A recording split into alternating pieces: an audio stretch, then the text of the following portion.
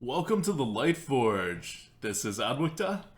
This is Merps, and for this week, no chit chat, none of this, small stuff. We're just gonna go right into the meaty, deep fried meta, where we're gonna lay some Hearthstone knowledge on you Yeah, guys. we're gonna deep fry the meta for you, and there's no chit chat today because we are broadcasting to you from the past.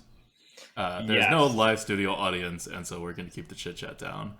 yes, we ran out of fresh new ideas, so we're trying time travel instead. Mm-hmm. Mm-hmm. Thought that would be pretty good. But future Merps, if you're listening to this, and if the world has ended, well, I'm sorry. Let's talk about draft curvy value, right? That's what we're talking about. Draft Curvy value. Yep. Let's do that. So if you guys are wondering where I am, Merps is going to still stream on this Sunday, and I will.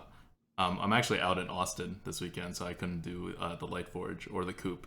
But on the bright side, we are not going to miss a single episode of the Lightforge. We haven't yet, and we will not in the future. So every week a Lightforge is coming out, and so we pre-record these ahead of time, which is nice. But we don't get the feedback from the lovely Twitch chat that provides us with so much love and joy during our Lightforge recordings when we know and they know that we can't respond to them. It is a helpless feeling and one that Twitch chat immensely enjoys. Okay, so deep fried meta, where we deep fry the meta this week, we're doing because we don't know what's happened in the last week. Like we literally don't know what's happened in the last week because the last week hasn't happened yet. It's actually the future week, right? Stay with me here. This is some I don't know, Inception stuff. It Um, is. so we can't talk about it. Like the biggest thing could have broken out in Hearthstone. Like Blizzard could have had like this huge game changing announcement. And you would think, oh, the Lightforce should talk about it because it affects the arena, and we're not going to talk about it. So instead, we're going to talk about something very vague and general, but super important: curve v value and tempo v value. These are concepts that kind of govern like the philosophy behind the arena and what makes an efficient arena player. If you are like a 5 win per run player, you know these concepts. If you don't, you wouldn't be able to get there unless you were like super lucky. And if you're a 7 win per run player, you know these concepts very well. Whether you can verbalize it well or not, you are practicing them because if you were not, you would not get to 7 wins per run. And if you guys were like fans of like me and Merps from like way back, like 2014 summer, that's when I wrote the Mastery of Arena series for HearthstonePlayers.com. And it was like some of the first articles that I've written on Hearthstone, and it's still up there. But it's like all classic cards. It's not even Nax now, and we were still referencing like Trump's arena tier list and Anti Gravity's arena tier list because we didn't have a tier list yet. And I was like talking about how like you'll see me just like talking about how they're totally undervaluing all these tempo cards and kind of basically predicting all the meta shifts that happens in the 6 months after that. Especially with GVG coming out. But anyway, the point of the articles was to cover this like big picture view of the arena, not like specifics like shielded minibot is good or like this is how you deal with a 4 drop, but more like if you understand the big concepts governing each turn, not as in a specific turn, but just in general, like this is how you play the game. This is the basis from which you make decisions. Outside of outlier events, you'll get the play right. So outlier events are actually getting more and more common these days with more and more special cards coming out. But like, short of that, some outlier events aren't even outlier events. They're like more like if you're facing a mage, it's turn 7, you got to prepare for the flame strike. It's an outlier event in that it's not the same regardless of what class you face. It's not the same regardless of what class you are.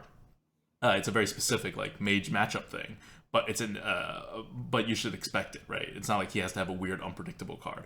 So you take all those things out of the equation and you just play a very vanilla game. And you'll win. You'll win a lot by doing that if you get all those decisions right from the draft to the play. And I split it up too. I had 4 articles altogether, like basic and advanced, draft and play. And it centers around how I generally think about things, which is from the first principles level, like define tempo. What is tempo? How do you do this? What is this?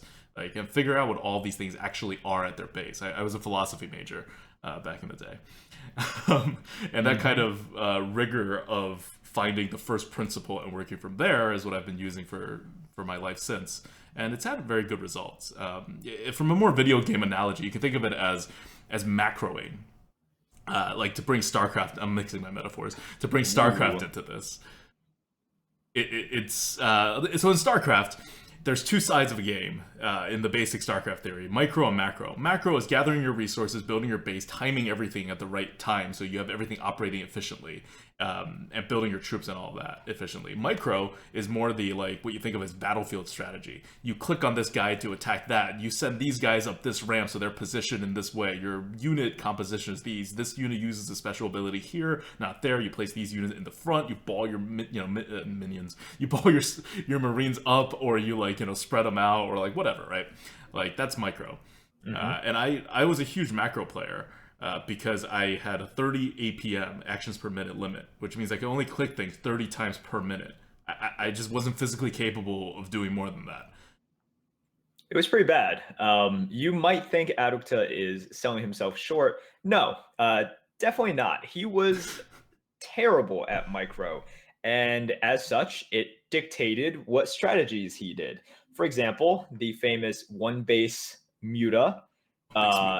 Into the one base Thor, into the one base battle cruiser. The one base battle cruiser didn't work because the one base battle cruiser pushed the game so late that my APM was becoming a factor. So in StarCraft, if you can't click things a lot, you can't play a long game because you'll eventually need to click a lot more things as the game go on. So you need the game to end really quickly. But even more than that, you have to build strategies that aimed at like kind of like cheesy ways to like get stuff done. And so the Thor strategy was like my most successful one, and how I was like I was in Diamond League in first season. I think that's like top 1% or something, with a 30 APM, and not using any strategy that anyone else had like popularized. I just like made up my own stuff. And the one base Thor is you start with one base, you don't do anything. You build a Thor, which is this giant mech-like thing that no one used and people thought all sucked at that time. And then you send the Thor into your opponent's base. So no one expects it, and then your opponent dies because they can't kill the Thor. And I don't know why no one did it, but if you time it right, it works on like any one-on-one small map matchup. But the idea is, if you're playing a strategy and you're focusing on macro, you just want to make sure you are doing the correct action at all times. You don't even really have to worry about like placement or like necessarily ordering or like reads or like any of that kind of stuff. It's very meat and potatoes. It worked really well in the vanilla game because there weren't a lot of terribly tricky cards, and it works a little less well now as the game gets more complicated, of course. But it's still the foundational first principles from which I think that you should think about the arena and how you can really improve on the arena, and how it'll let you adjust to shifts in the meta and to shifts with new cards and new abilities coming out. Yeah, I remember like the way back when, right? Like when you wrote all of this stuff, and looking back on it, it's just crazy how much the game has changed, but everything still stays the same at this fundamental level. And so I guess that's you're still using mana, you're still putting minions on the board, you're still using spells to remove them, right? Like that doesn't change. That never changes. That is true. Maybe now that I'm thinking about it, I'm like, maybe that'll be the big announcement this week is like everything changes. No more mana. Now you just play cards randomly, and we're talking about this. That would be hilarious. At that point, I will download Audacity, and we will record a new Lightforge with me and Austin on a crappy like laptop mic. I think that would be very appropriate. But for now, we're going to talk about these principles as if they still exist, and hopefully they still do. They're going to exist. They're the foundational principles. Blizzard, like, it's hardwired into the game. It'll be very difficult for Blizzard to change it and still make a compelling game, like without just like actually like working from the ground up. Anyway, the big dynamic between the two is, and this is a lot of it is nothing new, and then it's more new in the sense of how you're applying it to Hearthstone. It's not new. This affects Constructed too.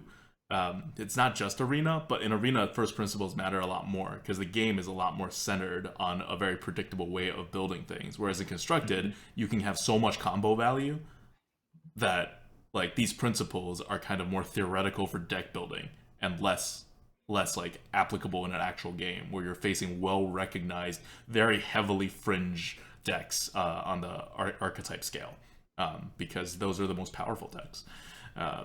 So in the arena where most people are playing some version of a tempo or mid-range deck, faster or slower, these principles really govern whether you become a very consistent and good player or like a less consistent and less good player. So we start out with the draft. It's curvy value, and in the draft, those are really your only two considerations. Each card has, and value is a very weird word. I was using value, and I think I use I break it down to like tempo value versus card advantage value in the actual article. But you can think of it as curve versus what you normally think of as value, which is really just card advantage or like stuff, right? Yeah. And so you have curve only matters in the early stages of the game. After the early stages of the game, all cards are just whatever it is, right? Like, because mana doesn't matter all that much. If you have a 5/6 minion, you have a 5/6 minion. I don't care if it costs 6 mana or 5 mana. That's what's coming onto the board. That's what's challenging your opponents. And if you run out of cards in top deck, that's like definitely true. On the other hand, that's has absolutely no effect in the early game. If you don't have a 2 mana minion on turn 2, you can't play it, right? So it's as if you didn't have the card at all. It could be any card. It could be the best card in the world for 3 mana. It doesn't matter. You're not playing it on turn 2. So Yeah.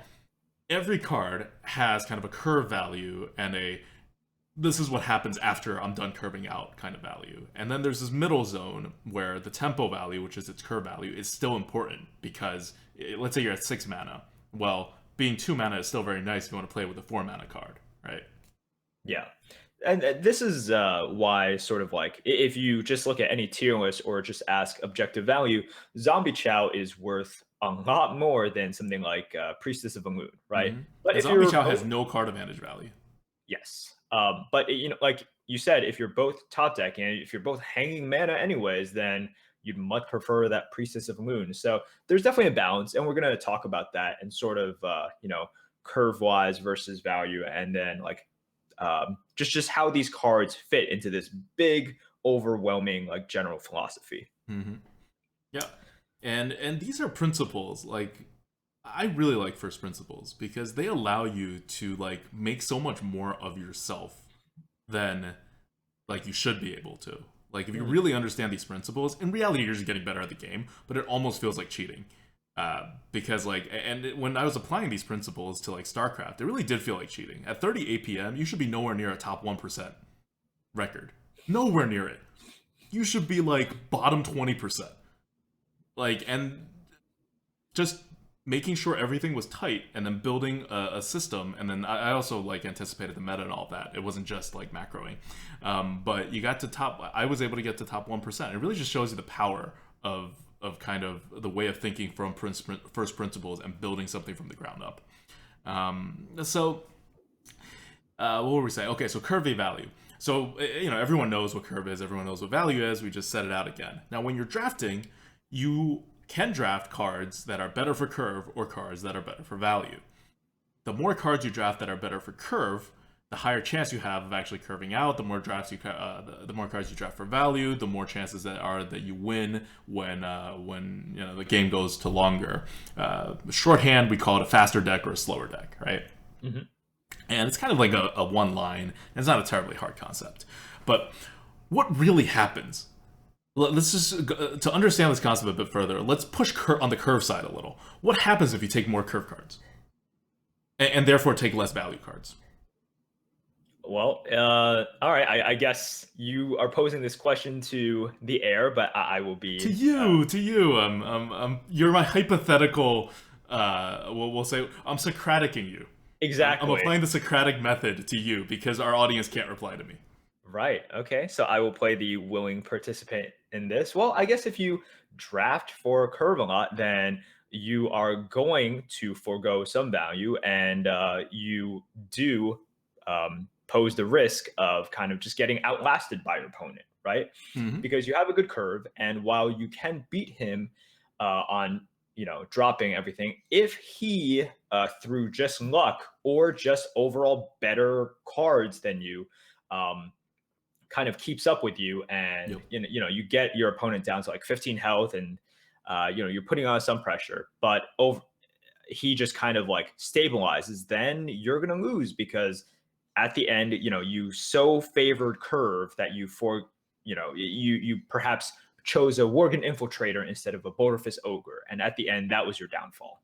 Right. I mean, and that's huge, right? Because the Yes. Worgen Infiltrator, if you have it anytime besides turn 1, and you don't get a chance to squeeze it out, it's a 2/1 rather than a 6/7. But let's push a bit harder on the technical side, right? Like, how many 2-drops do you normally want in a deck? You probably want like 5 or 6. I think Right. that's like 4 bare minimum, and then 5 or 6 is like a good number. Yeah, and at 5, what's your percent chance of getting? Let's just remove the coin from the equation. You're just first player. What are your approximately? What's your chances of like getting a 2-drop if you have 5 of them? Something like, I think the answer is, and the answer is shockingly low. It's like 70 or something like that. I thought it was like 70. Yeah, right? it's like a shockingly low number. It's like, this should not be acceptable, right?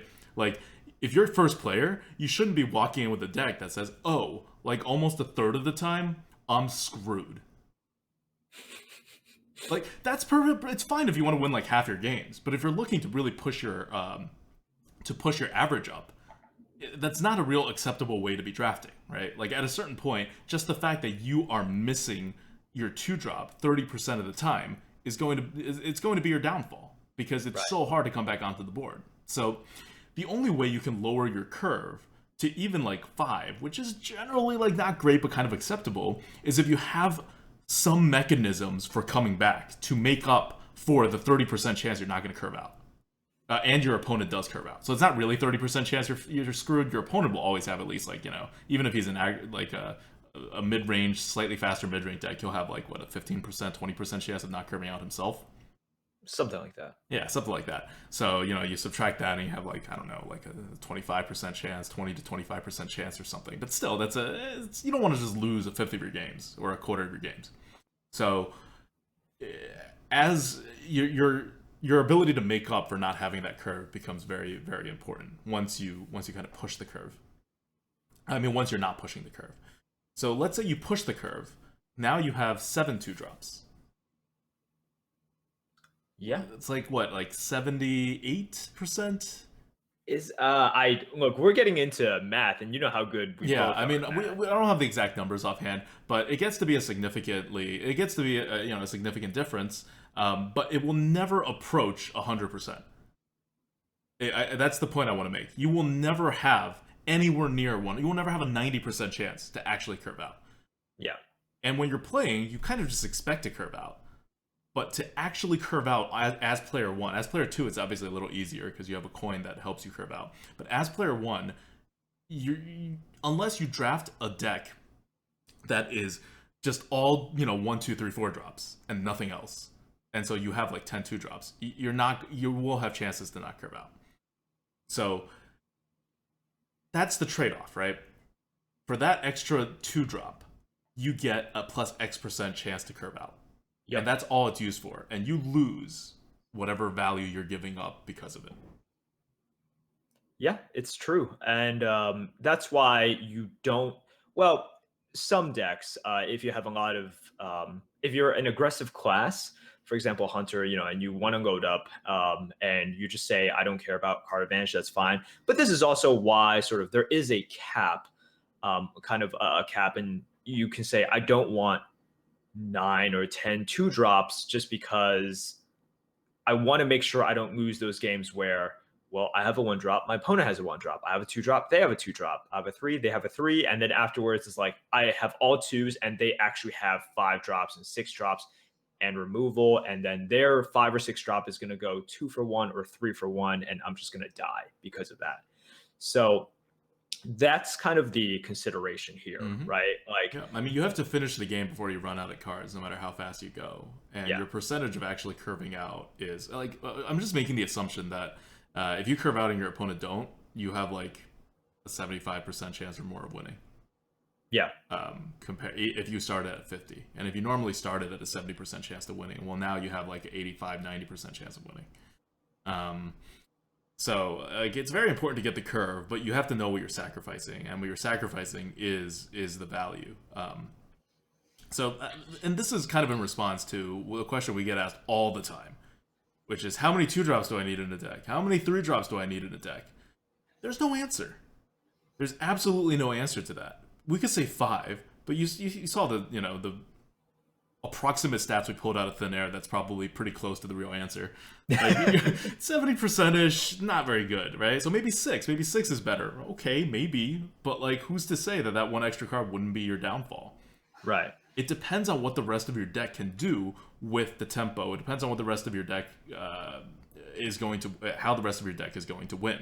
So if you have enough taunt minions that you can prevent the face damage from coming through, you can win, like, maybe instead of just 25% of the games you don't curve out, maybe you can win like 40% of the games you don't curve out. And that's like a plus 15% win rate. Is that worth like the additional 5% chance to curve out from adding a 2-drop as compared to the loss of that card later on? I don't know at that point, right? Right. Probably not, actually. You probably are just better off with a bigger card because you want to make sure you actually win the card advantage war.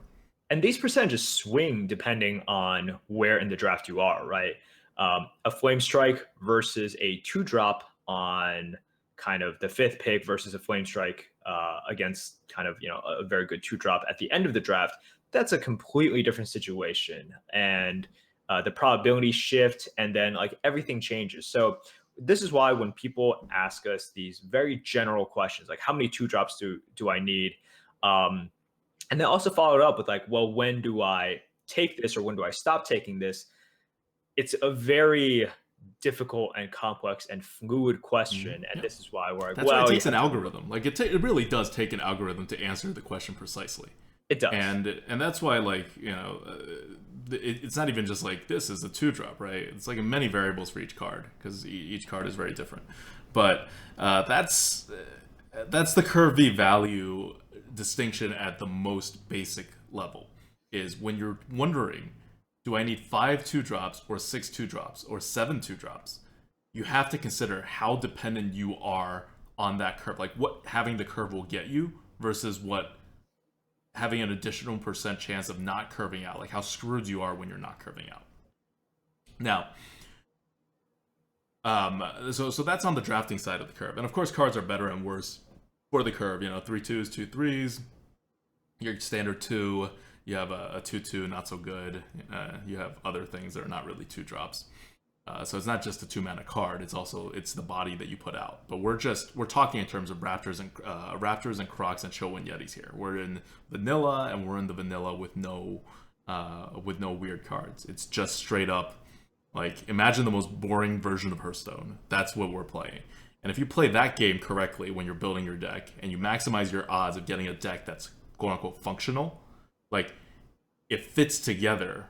The cards that you have all do things, so you have a cohesive strategy as compared to the normal Hearthstone deck that someone else would make. Well, then you're going to win a lot more games with that deck. And so that's also why, like, people ask, like, oh, are you aggro players or control players? We're neither. Like, I very much don't want to be an aggro player, and I don't want to be a control player. I want to play whatever the deck is doing, because that's the best way to play, because you don't get to pick your deck. You can be a control player or an aggro player if you get to pick your deck. In the arena, you don't get to pick your deck. So anything you do to try to make a deck more control or more aggro, more so than what is the centrist way of doing things, is losing out on the total value that you could have if you were an equally good control and an equally good aggro player. So you should always strive, if you want to, like, be the perfect Hearthstone player, you always want to strive to be able to play any way your deck takes you. Although no one is like that. Everyone's a little better at one way of playing or another way of playing. Yeah, definitely. So I guess doing a short recap of what we've been talking about so far. So we have this kind of tension between curve versus value, and there are lots of factors, right? And you've touched upon one factor that I think is very important. It's just kind of taking what is given to you. And so a lot of times when people think about this concept of curvy value, they think in this vacuum in which, like, oh, there is just one style of play. And it changes. It dynamically changes throughout the draft. And we've kind of talked about the factors that change it, like what is offered to you like at this point of the draft, definitely should shift in some way. And that's what's really hard about this, because like it's a different landscape every single time. So when people ask this question, like this is why it's so hard to give a good answer, and this is also Yeah. why like it's so the arena is so difficult too. We haven't even gone to gameplay, and for draft, it's just kind of like it's completely different every single time. Yeah, like you need to know what your opponent's chances of curving out are, right? Because we've said before, if your opponent's not curving out a decent percent chance, then you can get away with not curving out a whatever percent chance also. Or if you do curve out, you can expect a higher percent chance where your opponent just loses. And all of that should affect how you play the game. I mean, how you draft for the game. But I want to talk about one more thing about the Curvy value, which is the middle zone, probably the most important zone. Doesn't take a lot of thinking to play a 2-drop on turn 2. It takes much more thinking of how to combine your cards, right, on turns 5 or 6 or whatever, right? Do I play a 6-drop? Do I play a 4-drop and a 2-drop? And the one thing that, if you haven't picked up on yet, it should be really obvious in retrospect, is that cards have value. And I don't mean just the value that is in the card. I mean, like, each card itself has additional stuff on it beyond the mana. Like, mana that you spend just adds value to the card. Like, think about a Wisp. It's 0 mana, it's 1 card. You get a 1/1, right? That's the base value of a card. So, anytime you play 2 cards, if they're, like, normally valued cards compared to one normally valued card that has the same amount of mana, the more cards you play, the more stuff you're going to be able to get out on the board. That's just the general rule. So the highest tempo play, unless your opponent has a board or you're trying to play around something, right? Like on an empty board, the highest tempo play is always a combination of smaller cards. So not only does drafting small cards let you curve out better, and that ups your percent chance of, like, you know, having it holding the board in the beginning and lowers your chance of top decking to a victory, in that whole mid-game range, it also just adds tempo. So your opponent plays 6 mana, 1 card. You play 6 mana, 2 cards, or 6 mana, 3 cards. Well, what the result of that is you're gaining extra stat points on the board, right? Think of even crappy cards. 2 Bloodfen Raptors versus a good card, a Chowan Yeti. Right? Yeah, it trades evenly, so you're just like losing a card, but you technically have 6/4, 10 stats on the board, and he has 9 stats, right? And he's playing a much better card than you are as well, in terms of tier list values. Yeah. So that's just a very simple, basic example of how throwing cards out gives you more stuff. Yeah, the fact that it is a card has innate value, right? Like what you said with the Wisp. So this idea is something that that definitely should exist. Like if the card itself doesn't have any value, then it totally warps this game, right? Like then there's kind of no reason to play aggressively for lots of styles then. Yep. And one more thing to know about how Blizzard values cards generally is that, especially more recently, but also even earlier, you see this trend. Once you get to like 7 mana, the values start being very different. Like 4 and 5 and 6 are kind of where cards lose their value. That's where you're basically paying for the mana cost plus 1 stat, right? It's a 4/5, it's a 5/6, it's whatever. Even 3/4s get some extra abilities here and there. 4/3s definitely have some like random ability attached to it. It's usually not terribly great, or it's very situational, but you get something. 4/5s are just generic. 5/6s are just generic. 6/7s are just generic. But starting at 7 mana, you start seeing things like Obsidian Destroyer, Stormwind Champion, where you're really going to be able to get more stats out of it. And at 8, 9, like a 10 mana card, you get insane amounts of stats more than its mana cost.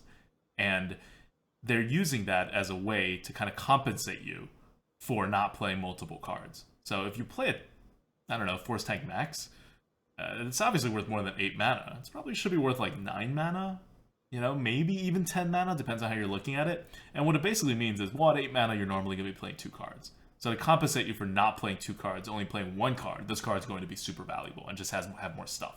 So not only do you get card advantage, but you also get the tempo back once you hit like around 7, 8, definitely at like 9 and 10 mana if you're just playing 1 card. So that's also something to consider. Yeah. And once again, we kind of get into this bounds, right? Like there is a reward for playing a huge thing, but there's also kind of the fear, right? And we've all had it before where, you're playing against a shaman or you're playing against a mage, and you know that there's a possibility they have that hex and polymorph, and you're just like, man, I could definitely be Yeah. rewarded by playing the force tank max because it's tough for them to deal with. But at the same time, like, man, this could really backfire on me. So that reward is kind of necessary because Blizzard does recognize the danger in just playing one thing as well. Yeah, that also works the other way. You play a bunch of small things, he consecrates flame strikes. Sure. Yeah. So it's really just like rock paper scissors when it comes to that. But yeah, everything's vulnerable. That's what you should know. In life, you are always vulnerable. There is Wow. nothing you can do to be safe. Wow. This is gonna and this is after the podcast will air after the nuclear apocalypse. So, The yep. Lightforge, we air even post-nuclear apocalypse. That's Nothing pretty stops us. good. That's not bad at all. That'll be our new slogan. Okay, so going back to the curve thing, one of the other things that I'm going to kind of piggyback on your idea that you get punished for playing one really big thing like a Force Tank Max is one of the easiest ways to punish that is to drop 3 minions. Yep. Right? You have 9 mana, 8 mana, drop 3 minions, and then what's the Force Tank Max going to do? It's going to kill your largest minion. You have 2 smaller minions, you drop 3 more minions, you start going face. What's he going to do, right? Like, when it doesn't taunt, even without a very large removal, you can be very, very screwed if you play a big minion. Now, why is that? It's because not only do you get the value of the card when you play a card, if it's a minion, you also get an attack. So if you play 2 cards, you get 2 attacks, you get 2 bodies, and it has to be hit twice. If you play 1 card, sometimes it has to be hit twice if it has a Divine Shield or a Death Rattle, but generally it only needs to be hit once if you hit it with a big enough like stuff. Which is also makes it vulnerable to things like Dark Iron Dwarfs and things like that, right? Where it can buff one of your smaller minions, and you just get that, and that 1 attack is enough to take care of the bigger minion. So how much is an attack worth? Well, an attack is actually worth quite a lot. Blizzard used to value an attack at 2 mana and a card, right? Whirlwind for Shaman. It's 2 mana. You give your minion an extra attack. True. So That's also for shaman though. I'm sure it'd be kind of different for other classes. sure. And Blizzard's backed off of that, right? And Yeah. but even though it's not even like that for other classes. Like think about Wind Fury Harpy, right? Like that's how Blizzard used to value Wind Fury. That's Blizzard true. valued Yes. attack at an extremely like overpriced way, and so all the Wind Fury minions sucked.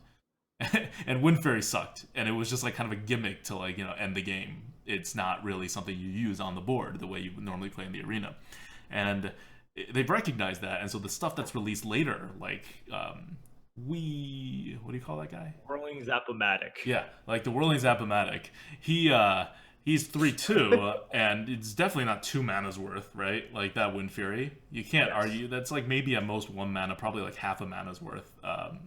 And Blizzard's okay with that.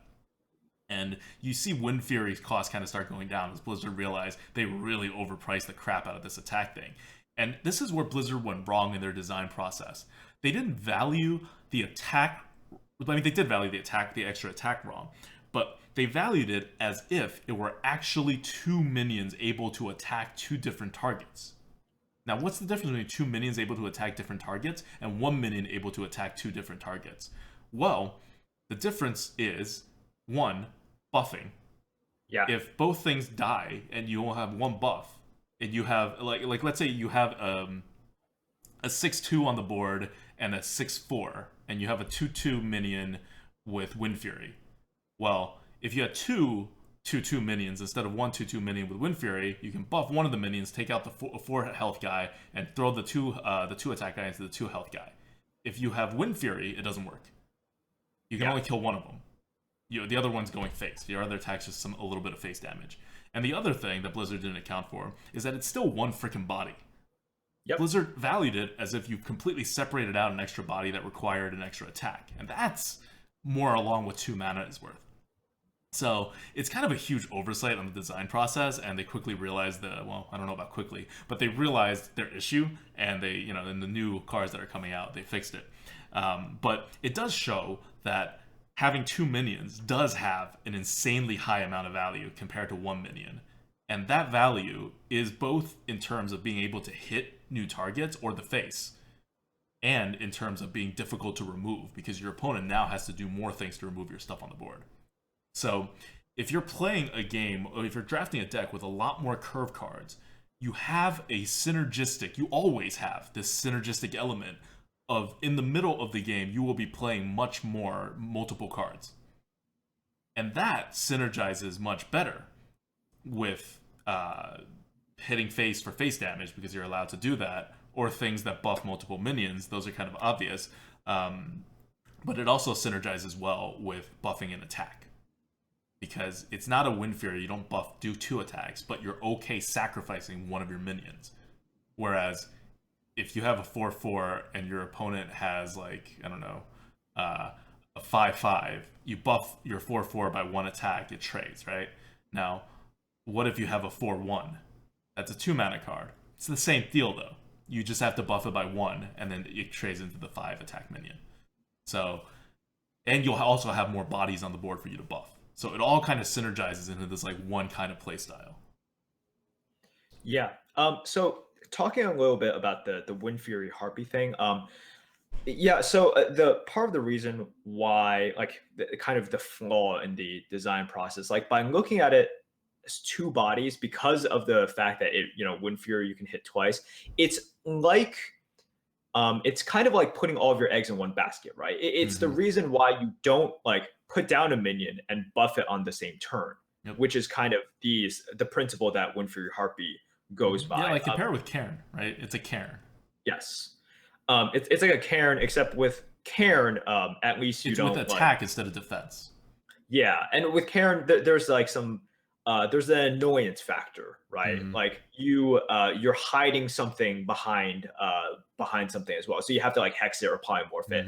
With something like Wind Fury Harpy, it's all out there. You know, it's like you put something down, you buff it as well, and there's no divine shield. There's nothing tricky about it. So yeah, so you can look at it in 2 ways. You can say like Blizzard valued it wrong, which is my theory, or you can say Blizzard didn't care there was a crappy card that's never going to get played.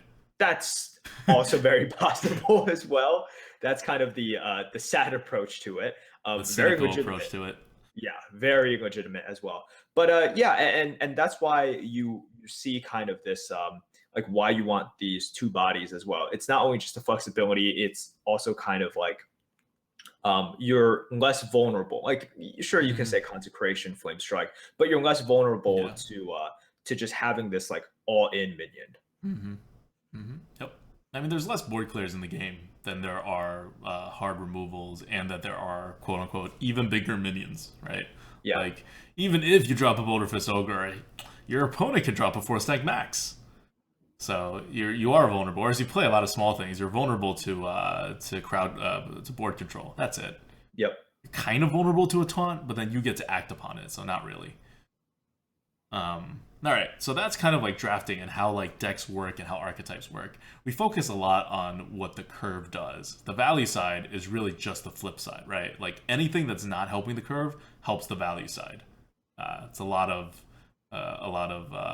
off the board plays. You have your board clears, you have your taunts, you have your initiative cards. And I'm not going to go too deep into it. You can go look at my article if you want to.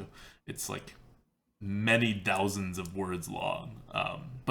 And I'm going back to like, because this argument's always going to come up, which is, oh yeah, Blizzard just purposely made bad cards, and Blizzard has actually in its design diary or whatever that's really have said that sometimes they're just okay with making a bad card, right? And if a card is really bad, they're even okay with a pure quote unquote power creep to make a more appropriately statted card, like with Ice Rager and Magma Rager. So just because it's true doesn't mean you should think in that way. Because if you think in the way of first principles and you build upon that, then you have a very good picture that can guide your decision making. If you think in terms of everything in its box and then basically everything is an outlier because everything is kind of in its own box and things don't really connect, then you have to learn every single situation. Which it works in constructed, right? Especially in a constructed meta if there's not a lot of deck diversity. Like, if in a tournament you're only going to face 4 different decks, and you know your matchup against all 4 decks with your deck, well, then you can really just memorize all the common patterns, and you'll do quite well in a tournament setting, or even on the ladder. That's necessary. You should. Yeah, you should. Yeah, it's going to be far superior to figuring out each turn, with the rope time that you're given by, like, the way we're doing with first principles is something you should do. You don't even have to do, but if you choose to do it, you should do that behind the scenes before you're playing on the high ladder, before you're like in the tournament. But in the arena, you can't do that. You can maybe do it for the first 2 turns, and then you're done. Yep. Like, you really have to be very flexible, and so that's why the first principle, principle way of reasoning on things, it works better, we think. All right, well, that actually took way longer than I thought. So I don't know how much we're going to cover on the play side, but we kind of covered on the play side in terms of what you should do. Yeah. But let's go back to, I think you were talking about something before we started this, about a particular example that you wanted to cover. And I think it's a very illuminating example about the difference between tempo, which is part of, kind of associated loosely with curve, and value, which is still card advantage value. Sure. Yeah. So the example I thought of was I think we've all been in this situation where, let's say you have like 2 minions on the board. The board is still very much in play. Don't even go 2 minions. You have 1 minion on the board. Your opponent has. You have a 3/3 on the board. Your opponent has the 3/3 on the board. Ah, yes. Okay. I like this example. Cleaner. It's good. You have a 3/3. They have a 3/3. You have 4 mana. Do you play the Yeti or do you play the Cult Master to get value? The eternal question, and really exemplifies kind of like this, do you keep on playing on curve or do you try to get in a little bit of value? And once again, there's no clean answer, right? It depends on your class. It depends on your deck. It depends on the board state. It also depends on like reading your opponent. Like, wow, do I feel like I can really put pressure on them? Or like, are they playing really slow? Do I need this card? Like, if I just put down a Yeti, like, are they just going to efficiently remove it? So I don't really get the value like that I would from putting the Yeti down anyways. So that's kind of the eternal question, and something that I think we've all faced in the arena, right? Yep. Yeah, there's some way that you can get more value, like, or even like if you have minions that you could like eat one of the smaller minions on your opponent and still keep this thing around, but then who knows what your opponent's going to do, like that gets value. But if you just kills your opponent's biggest minion, he'll be able to do less things with it when you put up your board. People phrase it also greed, right? Like, how greedy are you? In the play. But sometimes, like with that 3/3 example, it's really like that's a very clean example, right? Yes. You're going to make the 3/3 into 3/3 trade anyway. You're not going to like leave the 3/3 on the board for it to maybe be buffed or whatever, for the most part. Sometimes you'll be able to leave the 3/3, but generally you take that trade if you're dropping a Yeti. Or definitely a Cult Master. So do you want the extra 3 health on the board, or do you want a card right there in case your Cult Master doesn't trigger? Or you maybe even want to be even more greedy, and you're saying, no, I don't care about the tempo so much as I care that my Cult Master should be getting 2 cards, not just 1. Right. It could also be a delayed play, right? Yeah. And this is something where you want to look at your hand. You want to look at how the opponent has been playing. So once again, we factor in this uncertainty. So we talked about all this uncertainty during the draft and how it was such a hard question to answer just for the draft part. And now we introduced this scenario. And this is like the cleanest example we can possibly think of, right? Like, in reality, it's going to be way more complicated. Yes. Like in 99% of scenarios, it's way more complicated. And even in this scenario, you're just like, wow, we're unsure. And it's something that you have to play through the arena thousands of times, and then you get this inherent sense of sort of not just the current value like we were talking about, but ADWCTA, you introduced this thing like delayed value as well, right? Where you tempo out now, and tempo, there's lots of cards in the arena that allow you to switch tempo for value, and vice versa as well. And so we can kind of think of the Yeti as an investment, right? So you get the nice body, you get the +3 health out there right now, and also you're thinking like, man, I can capitalize on that, and I can kind of capitalize on the future value of like, maybe 3 things on the board, and then you Cult Master, you trade all 3 of them, because the Yeti is able to kind of hold the board for you and then kind of protect all the little stuff that you put behind it. Yeah. Like, let's say even if you okay, so the way it's normally appearance wise, it seems like you play the Cult Master, you get an extra card, An extra card is worth more than three stats on the board generally. So you're doing pretty well here. Even if you're not holding the Cult Master to play for later or whatever, you play the Yeti, you may think, okay, whatever, I just have a Yeti. But now if you switch the scenario and he has a 3/3 on the board, and like, or he has two 3/3s on the board, right? And you have one 3/3, you can make the trade, drop a Yeti, and now your Yeti will get extra value. Like, it's easy to say your Yeti will get extra value. It's a simple concept, but what it really means is your Yeti will become a 4/2 on the board after it kills the 3/3. Yep. If everything kind of goes right.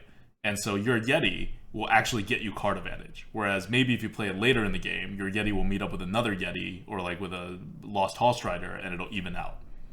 But in this way, you effectively have let's say, I'm just gonna make it easy. It could be a 4/3 or a 4/1, or like even like just a 3/1. But you effectively have dealt 3 damage and still have a 4/2. What's a card that says deal 3 damage and is a 4/2?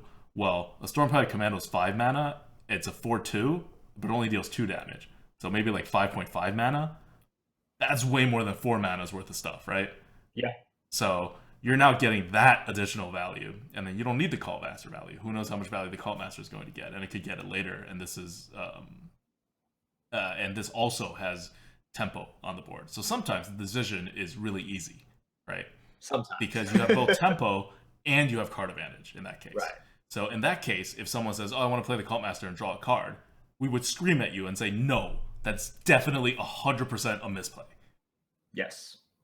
Like. And if you're reasoning on this from a first principle way and looking at tempos and values and card advantage, you'll see that you basically get nothing by playing the Cult Master. Even if you're never going to be able to Cult Master for value again more than one card, this is still like just a far inferior play. Because your Yeti will be getting essentially the same card advantage while also getting the tempo. Yep. This is just one situation, but the kind of idea is you when you're in the gameplay, you should always be thinking of the board state, what is remaining on it, and you should be thinking about that not just from a tempo perspective, but also from a card advantage perspective. And when both the tempo play and the card advantage play are the same, or if one doesn't care which way you go and the other one pushes you one way, you always make that. That is the case in which doing something else is a misplay. Otherwise, you're doing the trade-off, right? You're thinking, do I want tempo or do I want card advantage? Do I want tempo or do I want card advantage? And so that involves a lot of like knowing your deck and knowing your opponent's deck. Yep. Because, maybe you normally would want card advantage. So if you have a really big deck, a thick deck, so to speak, maybe you don't need card advantage because you already have it and you're always going to have it. And it doesn't matter what your opponent's going to do, you're going to have card advantage. So then you will actually always make the tempo play. On the other hand, maybe you have like a mid-rangey, slightly faster deck, but your opponent also seems like he has a faster deck. Maybe you do want card advantage at that point because you think you can win the card advantage war and that you have enough resources anyway to stop his aggro. Yeah, I think these are all very good kind of examples. And obviously, we're not fleshing out the entire board state here, but this is stuff that should be going through your head every single time that you kind of consider one of these problems as well. And I think the most important thing is like this talk should help you frame how you think about this. Exactly. This is not meant to be like, well, next time you have a Yeti and a Cult Master in your hand, do this. That's totally not the point. Right. Because when we have played with other people, and we've done some coaching sessions as well, I think one of the things that gets to people, they're like, "Wow, it's just so overwhelming, and I'm not sure how to structure this. I don't know how to think about it." They might not say it in that way, but they're just like, "Yeah, I just don't know. Like, I'm confused. This is kind of overwhelming." So this is why ADWCTA, said first principles are important. First of all, right? It gives you this sort of organization. It gives you kind of somewhere to hold on to and kind of your home base. It gives you a home base where you can kind of branch out and kind of think about this. And obviously, if you're an infinite player, you've had this home base for a long time and you've kind of like ventured very far away from this space as well, like into all of these niche examples. But for those of you who are trying to improve, really try to focus on getting this core philosophy down, and you'll see your win rate improve by like a win or 2 wins, I think fairly easily. Yep. Like imagine before you knew what tempo was, how bad you were, and then you figured out what tempo was and how much improvement it is. Well, tempo is important, but it's only a part of all the first principles and their interactions. And Yep. each additional first principle that you kind of learn, you have to put it in your web of like knowledge and how it relates to all the other first principles. So it just gets complicated and more complicated and more complicated. So if you were to know one thing, it's probably principle. Sorry, it's probably tempo. But you should be adding a lot more things to it and playing around with how the interactions are.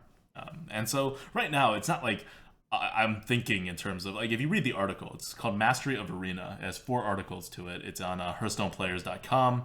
It was published many metas ago, but the principles stay the same. And if you read that, you'll see me like actually break it down in numbers. And people ask, "Oh, do you do that in your head when you're like playing?" And I'm like, no. At this point, I know what the cards do. I have a general sense of like big, small. Like, I suck with numbers. Yes. So I don't do that. You can do that, but if you're better at numbers, you can do that on the spot. Go for it. But I generally have more of a general sense of it. But at some point, I sat down and I figured the numbers out, and then I reiterated it enough times in the arena that I like have this sense now, and then it's pretty fine. But it's worth it if you're like trying to like learn the first principles to really do the math on it and like figure out which is the optimal choice, or at least to go back and like math it out. After the play. All right. So let's go to, this is a little longer than we expected. There's just a lot to cover. I wrote like several thousand words on it. Yeah, definitely. All right. I guess we're moving on to question from the GOAT. Yeah, let's do question from the GOAT.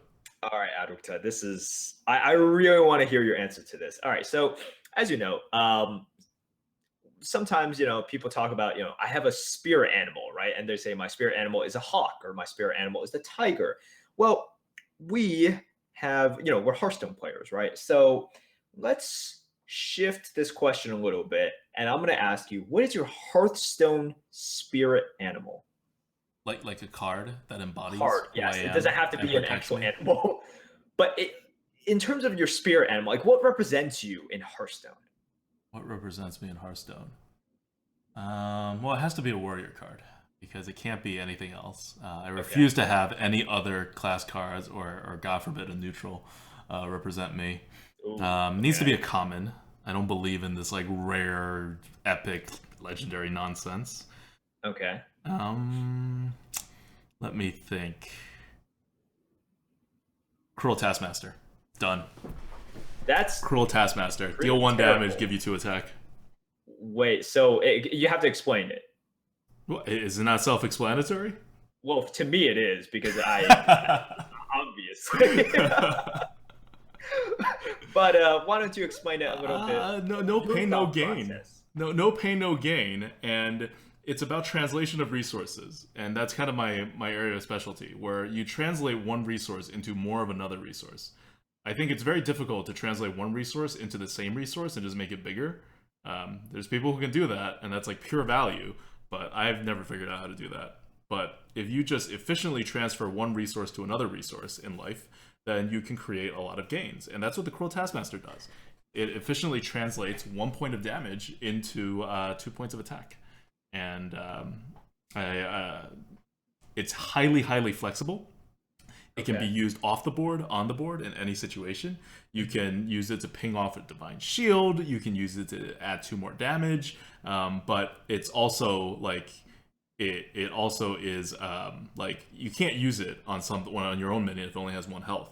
So you got to have a little bit of fortitude to be able to take advantage of the Cruel Taskmaster. In fact, if you only have 1 health, Cruel Taskmaster is an awful card. It's 2 mana, like, remove your board. That is true. Okay. And of course, I like the fact that the Cruel Taskmaster itself is a humble 2/2, right? Like, it participates in the battle, but that's not the point. Okay, there's definitely similarities to what we both pick, and I guess I'll tell you mine. So mine, I chose a neutral card. Oh man, that's so bland. Yeah, I know. Well, I think I'm not that interesting of a person. Okay. Which fits into this. Self-slam. Yeah, well, you have to be honest, okay? So my spirit animal, and this is how lame I am, I think I'm a Scarlet Crusader, okay? I think I'm, like pretty strong value-wise, First of all, I'm a common card, and second of all, I went with your theory. I'm like, I'm not, like, a Force Tank max, okay? Right. Right. I'm a Scarlet Crusader, so you get good value from a Scarlet Crusader. I think a lot of people appreciate, the work that Scarlet Crusader does, but it's not a world beater, right? Like I'm good in many ways and in many situations, but in some situations I'm actually not better than a 3/2, right? So I think that's pretty honest, like a pretty honest assessment of myself. And if your opponent happens to have a Blood Knight. Exactly, right? I don't know what my huge weakness is. I probably can think of it. Maybe you can think of it for me. Like, I don't know what my arch nemesis Blood Knight is in real life. Your nemesis that grows to be twice the size upon seeing you. Exactly. But only at your full strength. If you're not at your full strength, it doesn't matter.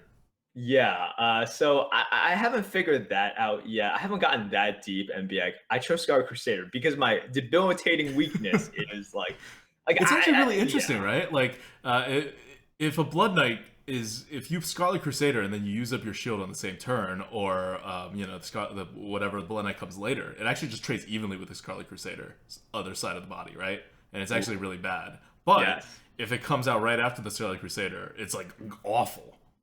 Wow, this is pretty philosophical. All right. I should have thought more about this and identified what my Blood Knight is. But you know what? Maybe it's good. Maybe I'm saying I don't have a Blood Knight because you just haven't seen your Blood Knight then. You just haven't been screwed by your Blood Knight then. Damn, it's coming. True. This is a very serious and foreboding Lightforge. I like this. This is what the question from the Go should be about. Yeah.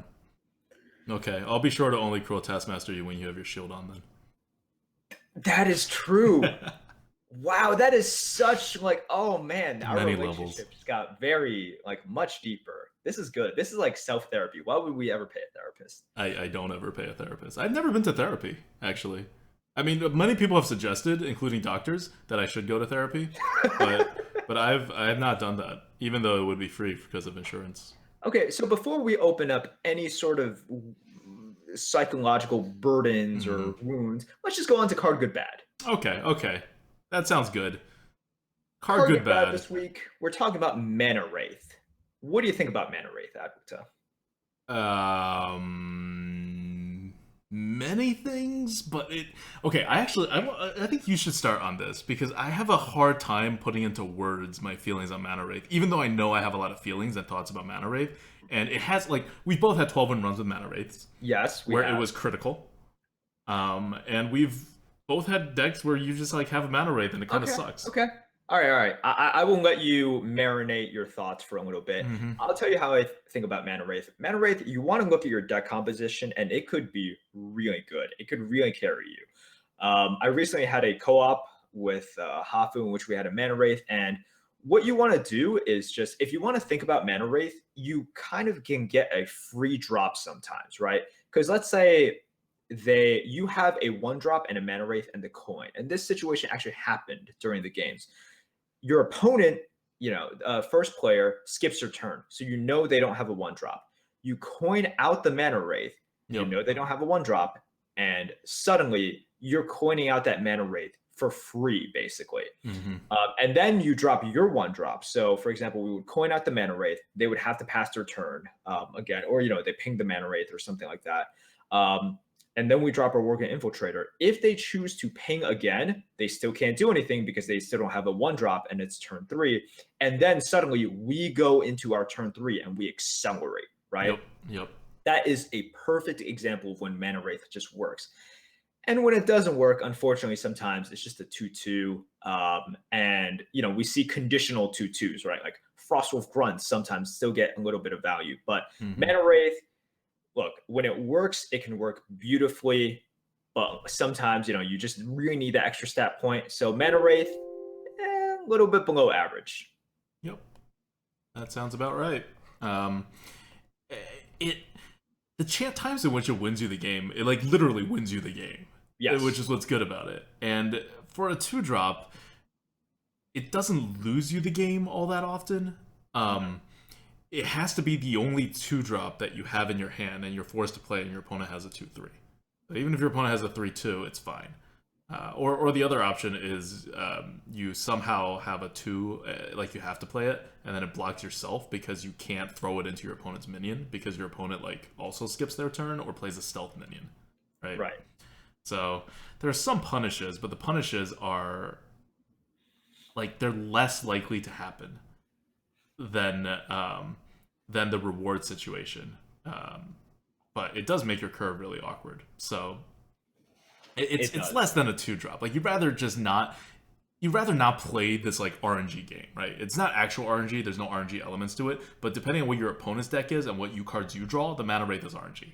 Yes. It uses other elements of RNG. So as a good player, you don't really want to rely on that. And so it's not like we don't rate it terribly high, but it's definitely a playable card. Like I'm not terribly upset if I need to like use it for a spot as a 2-drop in my deck, right? Like when I need it. No, definitely not. But yeah, so that's kind of card good bad. Mana Wraith, not terrible. Pretty decent. Yeah. I think that's it for the Lightforge. I thought this was a really good discussion. I like these series discussions once in a while. I do, and I'm glad that it is hopefully not the end of the world. So we are talking to you from the past, and I hope everyone is doing well and not a zombie. I hope we're doing well too. We may not be doing zombies, well. yes. Oh, we could actually be talking to you like post-mortem. That is deep and dark and not the way we should end. So let's talk about something very happy: ponies and unicorns, and we'll end on that. So ponies and unicorns to everyone, we are signing out. This is ADWCTA. This is Merps. See you guys next week.